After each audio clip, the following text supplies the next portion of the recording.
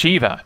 Pay attention to what weapon she brings out. Sword and shield means she will do a frontal cone stack aimed at the tank that must be shared. Shortly after, she will do a frontal cone tank buster again towards the tank, glacier bash, that you can sidestep. The sword also builds a stacking debuff on the tank that makes him take more blunt damage. Staff summons spread markers and builds a stacking debuff on the tank that makes him take more slashing damage. Aim to have each tank a different weapon between these two.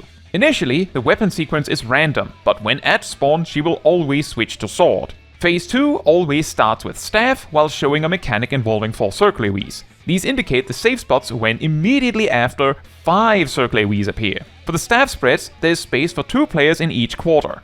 Wind on the ground means the floor will become slippery. Simply stop moving until it fades, as Shiva will never do something that requires you to move during that. After staff has resolved, have a tank move Shiva out to the edge of the arena, but don't touch the edge. She will switch to bow, which involves a 270-degree cone attack that kills anything not a tank. Get behind her. A bit later, she will mark a random player with a blue marker, which indicates a line knockback that can be knockback immune. If Shiva is moved to the edge and whoever's targeted stands directly behind her, the knockback can be taken without hitting the opposing edge. Third weapon is random between staff and sword, but will overlap with a 4 then 5 AoE, so pay attention. At this point, she will also be able to use Whiteout, a donut AoE, as well as Heavenly Strike, which is a sudden knockback she uses moments after Whiteout, so be sure to be knocked inwards. The fight will continue to swap between bow, then sword or staff, until Hardened Rage, which happens when she hits 11 buff stacks. Usually, the fight ends during the first bow or the weapon that follows after.